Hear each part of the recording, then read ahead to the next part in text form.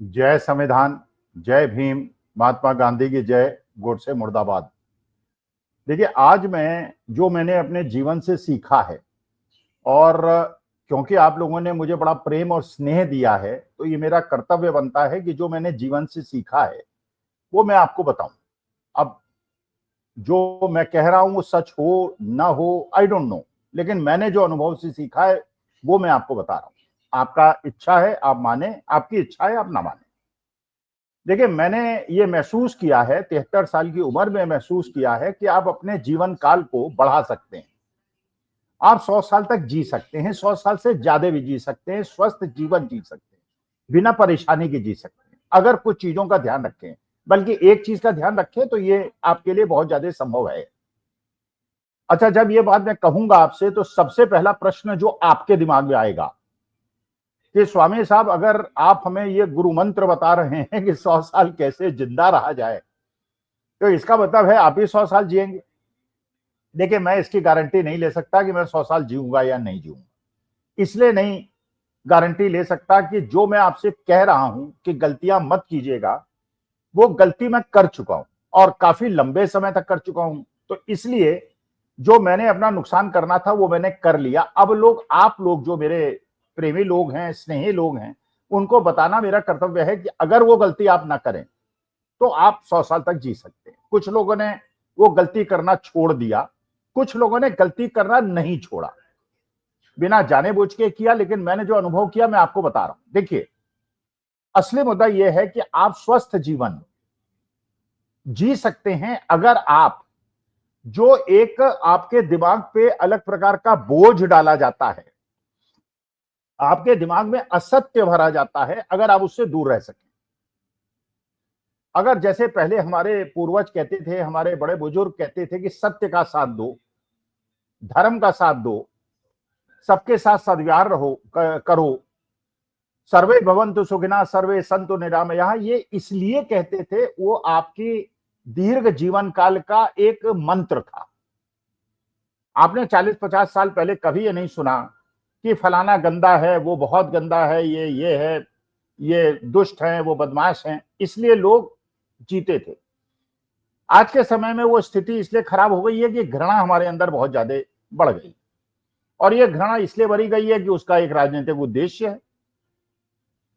ये जर्मनी में भी किया गया था, ये श्रीलंका में भी किया गया था, ये बांग्लादेश में भी किया जा रहा है।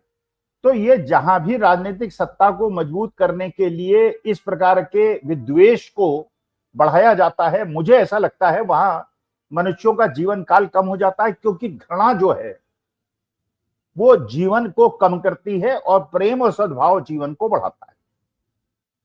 अच्छा, इसमें जो राजनीतिक दल है, चलिए उसका उद्देश्य तो है, लेकिन इनके अलावा जो समाचार पत्र हैं और जो मेन स्ट्रीम मीडिया है, उसका भी बहुत बड़ा रोल है। मैंने रवीश कुमार जी को भी कहते हुए सुना, बहुत बुद्धिजनों को कहते हुए सुना, प्रबुद्ध लोगों को कहते हुए सुना कि अगर सुखी रहना चाहते हो तो मेन स्ट्रीम मीडिया को मत देखो। उन्होंने तो खैर यहां तक कहा कि गोदी मीडिया को मत देखो, ये जो नोएडा का ये लश्करे नोएडा है, जहां पे बहुत सारे टीवी स्टूडियोज हैं, उनको मत देखो। अच्छा, मैं इसलिए नहीं कहूंगा कि इससे हो सकता है किसी की भावना को ठेस पहुंच जाए, किसी की भावना हर्ट हो जाए। भावना में किसी की हर्ट करना नहीं चाहता, लेकिन अपनी बात जो मैंने महसूस की है आपके दीर्घ जीवन की कामना करते हुए, वो मैं आपसे निवेदन करना चाहता हूं। देखिए, ये जो एक मेन स्ट्रीम मीडिया है, जिसको अब ये लोग अलग अलग नाम लोगों ने दे दिए हैं, इसकी कार्य की प्रणाली क्या है और ये कैसे काम करता है और कैसे आपके दिमाग को प्रदूषित करता है और एक राजनीतिक दल का फायदा कराता है। अच्छा, राजनीतिक दल का फायदा कराना उसकी मजबूरी भी है, मतलब गलती उनकी भी नहीं है, इस मेन स्ट्रीम मीडिया की भी गलती नहीं है, क्योंकि मेन स्ट्रीम मीडिया के खर्चे इतने ज्यादा हैं, एस्टेब्लिशमेंट कॉस्ट इतनी ज्यादा है, रनिंग कॉस्ट इतनी ज्यादा है, मेंटेनेंस कॉस्ट इतनी ज्यादा है कि उसको अपनी इनकम को बढ़ाना है। अच्छा, इनकम तो तब बढ़ेगी जबकि लोग देखेंगे, व्यूअरशिप होगी, व्यूअरशिप है नहीं। और अपनी खर्चे को बढ़ाने के लिए और आगे बढ़ाने के लिए और मीडिया के अंदर अपनी बची खुची साख को बचाने के लिए उनको पैसे की जरूरत है। अच्छा, ये कमजोरी सरकार ने पकड़ ली, राजनीतिक दल ने पकड़ ली। उन्होंने कहा ठीक है, अगर तुम्हें सर्वाइव करना है तो तुम हमें सर्वाइव कराओ, हमें सर्वाइव कराओगे तो हम तुम्हें सर्वाइव कराएंगे, हम तुम्हें भरपूर पैसा देंगे, हम सरकारी ही एडवर्टीजमेंट नहीं देंगे, जितने भी टोबैको कंपनीज हैं, तंबाकू कंपनीज हैं, लोगों के दिमाग को खराब करने वाली, बर्बाद करने वाली कंपनीज हैं, उन पे हम प्रेशर डालेंगे कि तुम्हें एडवर्टीजमेंट करोड़ों रुपए के दें। तो इससे तुम्हारी इनकम बढ़ जाएगी और तुम्हारी इनकम बढ़ जाएगी, लेकिन तुम्हें यह करना होगा कि तुम्हें केवल सत्ता पक्ष की नैरेटिव को आगे बढ़ाना होगा और जो दूसरा पक्ष है, जो विपक्ष है, उसके नैरेटिव को बढ़ने नहीं देना होगा। और ये मेन स्ट्रीम मीडिया को आप लोग करते हुए देखते हैं। तो आधे लोग तो देश के अंदर ऐसे हैं आज की तारीख में जो मेन स्ट्रीम मीडिया तथा कथित मेन स्ट्रीम मीडिया या गोदी मीडिया को देखना उन्होंने बंद कर दिया है। अच्छा, इस ऑब्जेक्टिव को पाने के लिए मेन स्ट्रीम मीडिया ने किया क्या कि उन्होंने जितने प्रतिष्ठित पत्रकार थे, जो पत्रकार थे, मैंने जिन्हें आप पत्रकार कह सकते हैं, उनको मेन स्ट्रीम मीडिया से निकाल दिया गया, गोदी मीडिया से निकाल दिया गया। अब वो निकाल दिया तो उनके पास विकल्प तो कुछ था नहीं, खर्चे तो उन्हें चलाने थे, परिवार तो उनको पालना था, तो उन्होंने यूट्यूब शुरू कर दिए और हजारों नाम हैं, आप सबको जानते हैं। ये लोग वो लोग हैं जो कि इस मीडिया, जो पहले मीडिया था, एनडीटीवी जैसा था, न्यूज 24 था, बहुत सारे थे, मैं किसी का नाम क्यों लूं, उन्हें प्रचार का मौका क्यों दूं, लेकिन ये लोग स्वतंत्र पत्रकारिता करने का प्रयास करते थे और कर भी पाते थे, लेकिन ये 2014 के बाद संभव नहीं रहा। अब इन लोगों ने समझौता कर लिया, सरकार से समझौता कर लिया और उनके नैरेटिव को आगे बढ़ाने की कोशिश करते रहे। और ये यूट्यूबर्स थे, इन्होंने क्या किया कि पूरा जो व्यूअर्स थे, जो दर्शक थे, उनको अपनी तरफ खींच लिया। तो आपने देखा कि जहां पहले यूट्यूबर 2-3 साल पहले तक कहीं नहीं थे, आज के तारीख में वो 40-45% हो गए। तो व्यूअर्स तो उन्होंने ले लिए, उनकी इनकम जनरेट होने लगी और इनकी इनकम कम होने लगी, तो इनकी निर्भरता सरकार के ऊपर और बढ़ गई। अब सरकार को खुश करना, उनके नैरेटिव को आगे बढ़ाना इनके लिए मजबूरी बन गया। अच्छा, आप लोग तो वो देखते हैं जो कि आप टेलीविजन पे देखते हैं।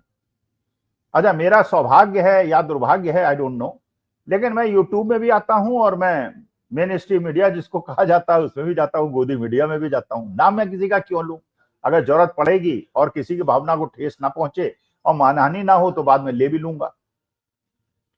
अब ये देखिए, जो आदमी, अच्छा मैं भी इसलिए कि मैंने 4-5 साल पहले तक, कन्फेस कर लूं, मैं गोदी मीडिया देखता था, मेन स्ट्रीम मीडिया देखता था, इसलिए देखता था कि मेरे पास स्मार्ट टीवी नहीं था। मोबाइल में देखने में आंखों पे जोर पड़ता है, तो मैं, क्योंकि स्मार्ट टीवी था नहीं, तो मेरे पास एक ही विकल्प था कि मैं टीवी देखूं और उनके न्यूज चैनल्स को देखूं, टाइम तो पास करना ही है। लेकिन उससे मेरा भी दिमाग भ्रमित हो गया, तो मेरी 100 साल जीने की संभावना जो थी वो कम हो गई। अब कितनी बची है तो परमेश्वर जानता है। लेकिन अगर आप, बाकी जैसे रवीश कुमार कहते हैं, बाकी पत्रकार कहते हैं कि अगर आप गोदी मीडिया को देखना बंद कर दें तो हो सकता है 100 साल जी सकें, लेकिन जितना ज्यादा आप गोदी मीडिया को देखेंगे उतनी आपकी उम्र। अब नैरेटिव कैसे ये सेट करते हैं और कैसे ये डिस्कशन कराते हैं, कैसे ये डिलीवरेशन कराते हैं। अच्छा, मैं दोनों तरफ जाता था, यूट्यूब में भी जाता था, गोदी मीडिया, तो यूट्यूब में तो कहीं कोई परेशानी नहीं हुई, वो ठीक है, वो मौका देते हैं, हम बोलते हैं, हमें कहीं रोकने का या अपमानित करने का या परेशान करने का या लज्जित करने का ये या डिलीवरेशन को एक दिशा देने का वो प्रयास ही नहीं करते यूट्यूब। आप भी देखते होंगे, जो भी नैरेटिव है, जो भी उनका नैरेटिव है, कोई यूट्यूबर्स हैं जो प्रो बीजेपी हैं, कुछ ऐसे हैं जो प्रो कांग्रेस हैं, लेकिन वो अपना अपना नैरेटिव चलाते हैं, लेकिन संघर्ष और बेइज्जती और अपमान वाली बात नहीं आती। लेकिन क्योंकि मैंने अंदर से खेल देखा है गोदी मीडिया का, तो मैंने देखा कि यहाँ पे किस प्रकार से एक नैरेटिव को चलाने के लिए लोगों को अपमानित किया जाता है और जो भारतीय सभ्यता और संस्कृति की सारी परंपराएं हैं उनको तोड़ा जाता है। मैं 1-2 एग्जाम्पल देता हूं। भावना को किसी को ठेस ना पहुंचे, अगर पहुंचती है तो पहले ही क्षमा मांग लेता हूं, कोई डिफेमेशन वगैरह नोटिस मुझे ना पहुंचाया जाए। और मैं केवल किसी की डिफेमेशन करने का न मेरा मकसद है, मैं उनको बड़ी इज्जत करता हूं, जिनका भी मैं नाम लूंगा उनकी बड़ी इज्जत करता हूं, उनकी ऑर्गेनाइजेशन की बड़ी इज्जत करता हूं। मैं केवल तथ्यों का, अच्छा एक चीज और पहले भी मैं बता चुका हूं और आज फिर बता देता हूं, देखिए मैं पत्रकार नहीं हूं, मैं एक अध्यापक हूं।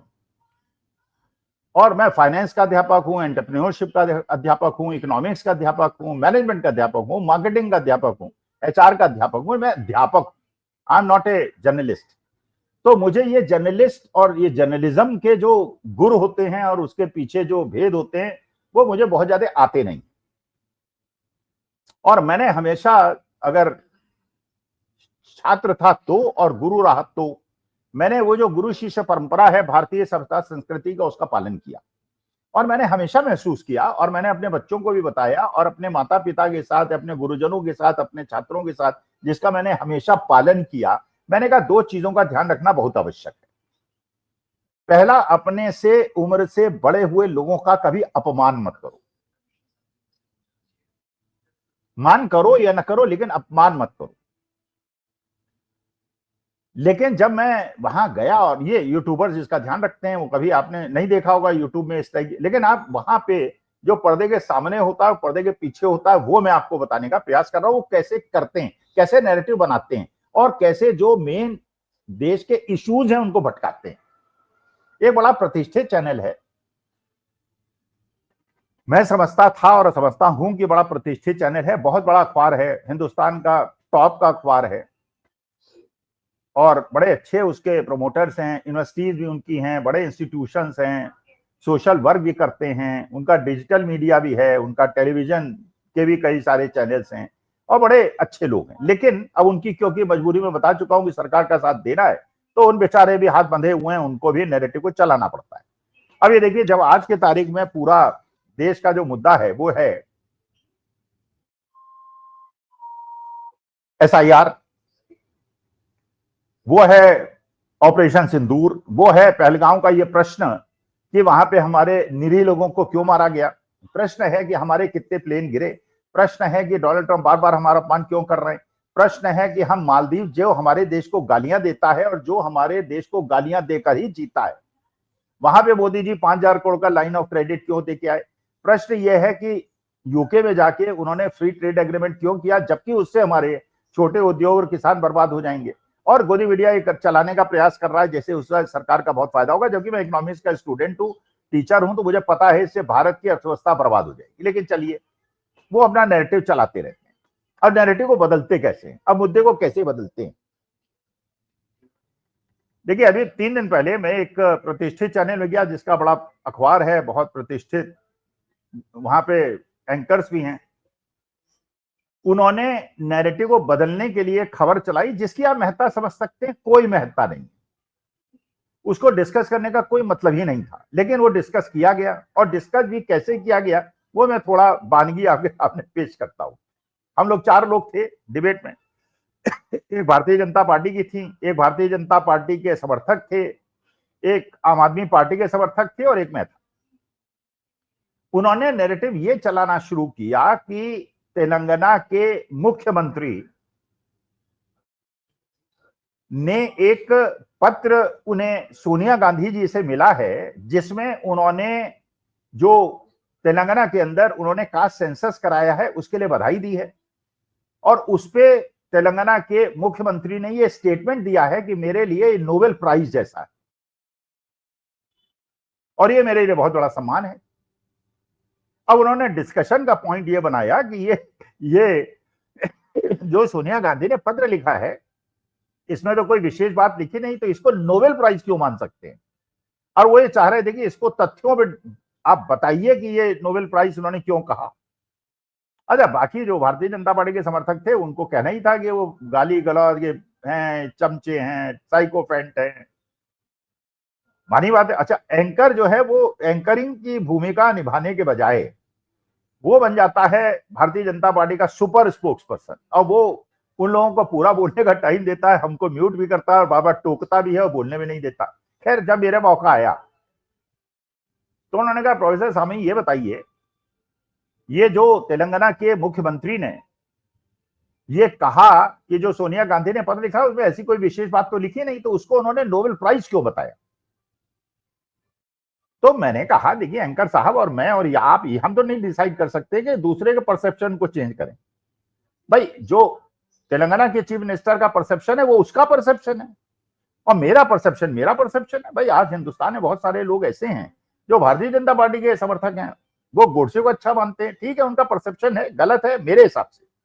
और मैं गांधी का समर्थक हूं, मैं पंडित जवाहरलाल नेहरू का समर्थक हूं, मैं लोहिया और जयप्रकाश का समर्थक हूं। उनको ये समझ नहीं आता कि मैं क्यों समर्थक हूं, लेकिन ठीक है, हमारी आइडियोलॉजी डिफरेंट है, मैं उनका सम्मान करता हूं, वो मेरा सम्मान करते हैं, लेकिन हम ये नहीं कहते कि उनका परसेप्शन ऐसा क्यों है। उनका परसेप्शन है, तेलंगाना के चीफ मिनिस्टर का ये प्रोगेटिव है, ये उनका डिस्क्रिप्शन है, जो भी वो अपना परसेप्शन रखना चाहे रखें। तो उनको इस बात पे आपत्ति थी कि नहीं साहब, आप प्रोफेसर हैं, तो आप ये बताइए कि उनको इसमें आप जस्टिफाई कीजिए कि कोई नोबेल प्राइज जैसी बात है क्या। तो मैं आपके वहां तो नहीं कहा मैंने डिबेट में, मैं आपके सामने कहता हूं, और आप खुद भी ये निर्णय लीजिए कि जो मैं कह रहा हूं उसमें डज इट मेक सेंस और नॉट। एक बार क्या हुआ, अकबर के दरबार में अकबर का पोता दरबार में खेल रहा था, छोटा सा था, 1.5-2 साल का, और सुंदर बालक था। मानी बात है कि अकबर का पोता था तो सुंदर होगा, गोरा चिट्टा बिल्कुल लाल। तो अकबर ने कहा, अपने दरबारियों से कहा कि देखो, दुनिया का सबसे सुंदर बच्चा ये सामने खेल रहा है, किसी को इससे इनकार है क्या। मानी बात है, चाटुकारिता तो होती है। सबने कहा कि नहीं साहब, इससे सुंदर कोई नहीं, इतना सुंदर बालक की तो कल्पना ही नहीं की जा सकती। बीरबल तो बीरबल ठहरे। उन्होंने कह दिया कि हाँ साहब, इससे सुंदर बच्चा तो है। पर ने कहा कि साहब, इससे सुंदर बच्चा है बीरबल, चलो कल सुबह चलूंगा तुम्हारे साथ, सुंदर बच्चा दिखाना। उन्होंने कहा बिल्कुल दिखाऊंगा। तो अकबर को लेके बीरबल निकले। अच्छा, एक झुग्गी, बड़े गरीब घर की महिला, काली कलूटी बिल्कुल, बस सूरज जिसे आज के लैंग्वेज में कहा जाता है, उसका एक पोता उसी की उम्र का, जैसे अकबर के पोते की उम्र थी, वो सीढ़ी से लुढ़का और गिर गया, रोने लगा। अच्छा, बच्चा भी जो परिभाषा है उसके हिसाब से नहीं था, काला, नाक बहती हुई, गंदे कपड़े पहने हुआ। अब जो दादी, तो दादी है, दादी ने उसे गोद में लिया, अरे मेरा राज दुलारा, मेरा बेटा, सुंदर, दुनिया का सबसे सुंदर बच्चा। तो बीरबल ने कहा अकबर से कि साहब बताइए, ये दादी की निगाह में इसका पोता सबसे सुंदर है और आपकी निगाह में आपका पोता सबसे सुंदर है, तो सुंदरता है जो आंखों में है, beauty lies in the eyes of the beholder. तो उसे अपना बच्चा सुंदर लग रहा है, तो सुंदरता आप थोड़ी डिसाइड करेंगे। और मानी बात है कि वो हर आदमी का नजर, भाई जो हमें अपने बच्चे अच्छे लगते हैं, सबको अपने बच्चे अच्छे लगते हैं, चाहे उनकी सूरत शक्ल कुछ भी हो। भाई जो ब्लैक्स हैं उनको ब्लैक बच्चे अच्छे लगते हैं, गोरों को गोरे लगते हैं, हम भूरों को भूरे लगते हैं। अब ये थोड़ी कोई फोर्स हमें कर सकता है। तथ्यों में सत्यापित कीजिए कि आपको काला क्यों अच्छा लग रहा है। भाई हमें नहीं लग रहा, उनको लग रहा है, भाई उनका परसेप्शन है। तो ये तेलंगाना के चीफ मिनिस्टर का परसेप्शन है कि सोनिया गांधी का एकमात्र छोटा सा पत्र उनको नोबेल प्राइज लग रहा है। जैसे मैं बताऊं, मैं छोटा था जब, तो मेरे पितामह कभी कभी मुझे सीटी ला के दे देते थे। अब भाई सीटी कोई बड़ी चीज तो है नहीं, आज के समय में आपको लगेगा क्या चीज है, लेकिन उस समय हमें लगता था यार क्या चीज मिल गई, सीटी बजाते दुनिया भर हल्ला मचाते फिरते थे, क्योंकि वो सुख की पराकाष्ठा थी कि बाबा जी ने हमको दिया है। तो इसका माने perception, everybody has a right to have a perception and you don't have any right or I don't have any right to comment about his perception as to why he feels like that। ये बात मैंने उसमें कही। अच्छा, एक उदाहरण और देता हूं, आपको समझने में आसानी होगी। परसेप्शन, अगर मुझसे कोई पूछे कि भाई दुनिया की सबसे सुंदर स्थिति कौन थी, स्त्री कौन थी या है, मानी बात है, प्रश्न में आपसे भी पूछूंगा तो कोई किसी का नाम लेगा, कोई किसी का नाम लेगा। अगर मुझसे कोई पूछेगा तो मैं कहूंगा भाई मेरे लिए तो दुनिया की सबसे सुंदर स्त्री एक ऐसी थी, और जब मैं उसका नाम लूंगा, उसकी फोटो दिखाऊंगा, लोग कहेंगे यार ये तो 5 फुट 1 इंच की औरत थी, इसकी तो कमर झुकी हुई थी, इसकी तो बदसूरत थी, इसके तो कोई खूबसूरती का कोई नामो निशान नहीं है, और स्वामी साहब आप इसको कह रहे हैं सबसे खूबसूरत औरत दुनिया की ये है।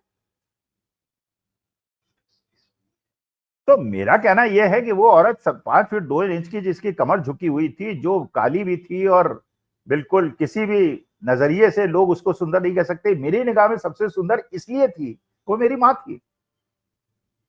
और मानी बात है कि आप लोगों में से जितने लोग भी मेरी ये बात को सुन रहे होंगे, महसूस कर रहे होंगे कि आपकी मां की गोदी में जो आपको नींद आती है वो कहीं और नहीं आती। इसका माने ये परसेप्शन है, लेकिन मेरी बात सबको अच्छी नहीं लगेगी, तो मुझे अच्छी लगेगी, आपको आपकी मां अच्छी लगेगी, आपको अपना बच्चा अच्छा लगेगा, मुझे अपना बच्चा अच्छा लगेगा। तो अगर तेलंगाना के चीफ मिनिस्टर को सोनिया गांधी के पत्र में नोबेल प्राइज की सुगंध आ रही है तो आपको क्या परेशानी है? अच्छा, फिर जब उन्होंने बात की और मैंने ये बात की और एंकर साहब जो है वो भारतीय जनता पार्टी के स्पोक्स पर्सन के रूप में आ गए और उन्हें क्योंकि नैरेटिव को बनाना था और मैंने उनके नैरेटिव को बिगाड़ दिया था, वो बौखला गए और कहने लगे कि you don't come in our debate and if you don't you cannot, अगर आप डिसेंट को नहीं सुन सकते और मेरे अधिकार को मैं किसी को रिडिक्यूल करूं, वो कहने लगे I have a right to ridicule the Telangana chief minister. मैंने कहा if you have a right to ridicule the chief minister of Telangana, I have a right to ridicule your own what you are doing here. You are having a question on the perception of a chief minister or a democratically elected chief minister just because वो दूसरे विपक्षी दल का है और आपको Bharatiya Janata party का narrative बनाना है तो एक ऊट पटांग आप ये इस परसेप्शन पे इशू लेके चले आए। तो उन्होंने मुझसे कहा कि आप बताए कीजिए हमारे कार्यक्रम, आप हमारी डिबेट मत आए कीजिए। अच्छा, जब मैं उसका जवाब देने लगा तो उन्होंने मुझे म्यूट कर दिया। अच्छा, जिन लोग कार्यक्रमों में गए हैं, अगर हम यूट्यूब में भी जाते हैं, गोदी मीडिया में भी जाते हैं तो हमें इनवाइट भेजा जाता है, हमको इनवाइट किया जाता है और हम जा ही नहीं सकते वहां पे, हम ज्वाइन ही नहीं कर सकते जब तक हमको लिंक ना भेजा जाए। जिन लोगों को पता है वो तो पता ही है, जिनको नहीं पता उनकी सूचना के लिए बता रहा हूं। तो जिस ग्रुप की मैं बात कर रहा हूं, बड़ा पत्रकार समूह है, बड़े फेमस लोग हैं, प्रधानमंत्री के साथ भी उनकी मीटिंग चलती रहती है, आम चूस के खाते हैं, काट के खाते हैं, ये सभी पूछते रहते हैं। वो लिंक भेजते हैं मुझे और इनवाइट करते हैं और रिक्वेस्ट करते हैं, रिकॉर्ड है मेरे पास। और उसके बाद वो ये कहने लगे आप बताए कीजिए। अरे मैंने कहा भैया मैं आता हूं तो तब हूं जो आप मुझे बुलाते हैं, बिना बुलाए तो मैं नहीं आता ना। लेकिन आप किसी को, गेस्ट को, जिसको आप बुलाएं, आमंत्रित करें और एक बुजुर्ग आदमी को आमंत्रित करें और उसका इस प्रकार से अपमान करें कि आप ना आए, ये तो सभ्यता संस्कृति, और ये तो मैं एक शिक्षक हूं और मैं कोई जर्नलिस्ट हूं नहीं, ये मेरी भावना को ठेस पहुंचती है। लेकिन जब मैंने ये जवाब देने की कोशिश की, भाई बुलाते तो आप, मैं थोड़ी घुसता हूं, मत बुलाइए, आई डोंट केयर, पर लेकिन बुलाइए तो सम्मान दीजिए, नहीं तो और नैरेटिव को मत बढ़ाइए। जो मैं फील कर रहा हूं भैया मैं तो वही बताऊंगा ना। ये थोड़ी है कि जो एंकर चाहेगा वो कांग्रेस के चीफ मिनिस्टर भी कहेंगे, जो एंकर चाहेगा वो मैं भी वही कहूंगा। भाई मैं तो अपने मन की बात करूंगा, तुम अपने मन की बात करो, मोदी जी के मन की बात सुनो। मैं नहीं सुनता, मेरे को नहीं अच्छी लगती। मुझे राहुल गांधी की बात अच्छी लगती है, मुझे अखिलेश यादव और तेजस्वी यादव की बात अच्छी लगती है। मुझे जो अभी ये दंगल साहब के साथ हुआ है वो अपमान अच्छा नहीं लगता। भाई संवैधानिक पद पे बैठे हुए आदमी को इस बेइज्जती से आपने निकाल दिया, उनको फेयरवेल नहीं दिया, उनको कोई सम्मान नहीं दिया, उनका स्वास्थ्य खराब है, कोई मिलने नहीं जा रहा है, मुझे खराब लग रहा है। आप जिनको अच्छा लग रहा है वो अच्छा लग रहा है, भाई ये उनका परसेप्शन है, मेरा परसेप्शन है। तो मेरा कहने का मतलब ये है कि क्योंकि मैं एक शिक्षक हूं और मैं जर्नलिस्ट नहीं हूं तो मेरी भावना को ठेस पहुंची। नाम मैंने किसी पत्रकार का लिया, नाम मैंने किसी चैनल का लिया, लेकिन मैं ये कह रहा हूं ये जो गोदी मीडिया है, ये जो एक लश्कर नोएडा का चैनल चला रहे हैं, ये आपके दिमाग को कितना प्रदूषित और दूषित कर रहे हैं। तो मेरी सलाह ये है,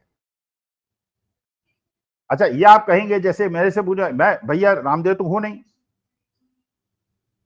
मैं वो तो हूं नहीं श्री श्री रविशंकर जो ये कहते हैं कि अगर योगा करोगे और ध्यान ऐसे करोगे, प्राणायाम कर ऐसे करोगे जो 2.5 साल जियो, जय रामदेव कहते हैं मैं 150 साल जी के दिखाऊंगा। और जब वो बीमार पड़ते हैं तो एम्स में जाके भर्ती हो जाते हैं। अरे भैया अगर योगा से तो बीमारी नहीं पड़ सकते। एक बार 7 दिन के लिए भूखे रह गए थे रामदेव और एम्स में जाके उन्हें सलाइन वाटर चढ़ाना पड़ा था। उनके बाल मुकुंद जो उनके शिष्य हैं या भाई हैं या पता नहीं क्या हैं, वो भी हॉस्पिटल में भर्ती हो गए, रविशंकर भी भर्ती हो जाते हैं। तो जब ये लोग अपने इलाज के लिए भर्ती हो जाते हैं तो हमको योगा के नाम पे बेवकूफ क्यों मनाते हैं? अगर ये जीवित रहें और इनको जुकाम खांसी ना हो और आंख बिल्कुल दोनों बराबर हो और कहीं कोई परेशानी ना हो, और तो फिर तो हम मान लेंगे इनकी बात। लेकिन खुद ही उदाहरण नहीं मानते, केवल भाषण से उनके हम क्यों मान लें? तो इसलिए मेरा ये है कि मैं, क्योंकि ये गोदी मीडिया को बहुत दिन सुन चुका हूं तो अपने जीवन काल को मैं कम कर चुका हूं। मुझे नहीं पता how much I have damaged myself and whether I will be able to live, किस एज तक मैं जीऊंगा। लेकिन अगर आप इनको देखना बंद कर देंगे, अपने दिमाग को सुकून देंगे और ये झूठी बातें, असत्य बातें और धर्म नहीं सुनेंगे और ये जो नैरेटिव बनाने की कोशिश करते हैं जिसके लिए इनको ऊपर से सरकारी आदेश आता है और सारे के सारे गोदी मीडिया उसको चलाना शुरू कर देते हैं, अगर आप इनसे बचेंगे और मेरी बात मानेंगे तो आपका जीवन जो है लंबा हो सकता है, ऐसा मुझे लगता है। नमस्कार, धन्यवाद, अपना।